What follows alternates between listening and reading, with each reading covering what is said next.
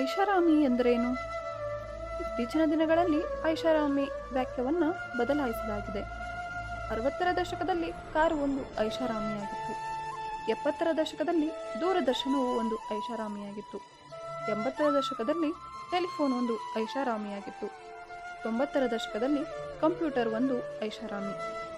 ಐಷಾರಾಮಿ ಇನ್ನು ಮುಂದೆ ಹಡಗಿನಲ್ಲಿ ವಿಹಾರಕ್ಕೆ ಹೋಗುವುದಲ್ಲ, ಹೆಸರಾಂತ ಬಾಣಸಿಗರಿಂದ ತಯಾರಿಸಿದ ಆಹಾರವನ್ನು ಸೇವಿಸುವುದಲ್ಲ, ನಿಮ್ಮ ಸ್ವಂತ ಹಿತ್ತಲಿನಲ್ಲಿ ಬೆಳೆದ ತಾಜಾ ಸಾವಯವ ಆಹಾರವನ್ನು ತಿನ್ನುವುದು ಐಷಾರಾಮಿ.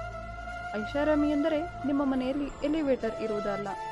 ಐಷಾರಾಮಿ ಎಂದರೆ 3-4 ಅಂತಸ್ತಿನ ಮೆಟ್ಟಿಲುಗಳನ್ನು ಕಷ್ಟವಿಲ್ಲದೆ ಏರುವ ಸಾಮರ್ಥ್ಯ. ಐಷಾರಾಮಿ ಎಂದರೆ ದೊಡ್ಡ ಶಿಥಿಲೀಕರಣ ಯಂತ್ರವನ್ನು ಖರೀದಿಸುವ ಸಾಮರ್ಥ್ಯವಲ್ಲ.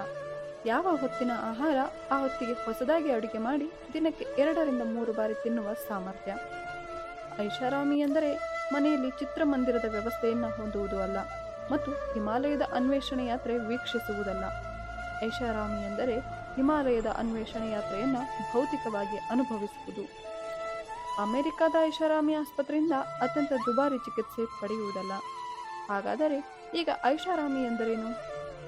ಆರೋಗ್ಯವಾಗಿರುವುದು, ಸಂತೋಷವಾಗಿರುವುದು, ಪ್ರೀತಿಯ ಕುಟುಂಬವನ್ನು ಹೊಂದುವುದು, ಪ್ರೀತಿಯ ಸ್ನೇಹಿತರೊಂದಿಗೆ ಇರುವುದು, ಮಾಲಿನ್ಯರಹಿತ ಸ್ಥಳದಲ್ಲಿ ವಾಸಿಸುವುದು.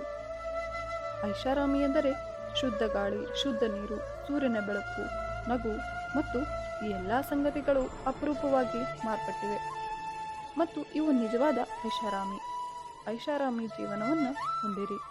ಈ ವಿಡಿಯೋ ನಿಮಗೆ ಇಷ್ಟವಾಗಿದ್ದಲ್ಲಿ ಲೈಕ್ ಮಾಡಿ, ಶೇರ್ ಮಾಡಿ ಹಾಗೂ ಈ ಥರದ ಹೆಚ್ಚಿನ ವಿಡಿಯೋಸ್ಗಳಿಗಾಗಿ ನಮ್ಮ ಚಾನಲ್ನ ಸಬ್ಸ್ಕ್ರೈಬ್ ಮಾಡಿಕೊಳ್ಳಿ. ಈ ವಿಡಿಯೋ ನೋಡಿದ್ದಕ್ಕಾಗಿ ಧನ್ಯವಾದಗಳು.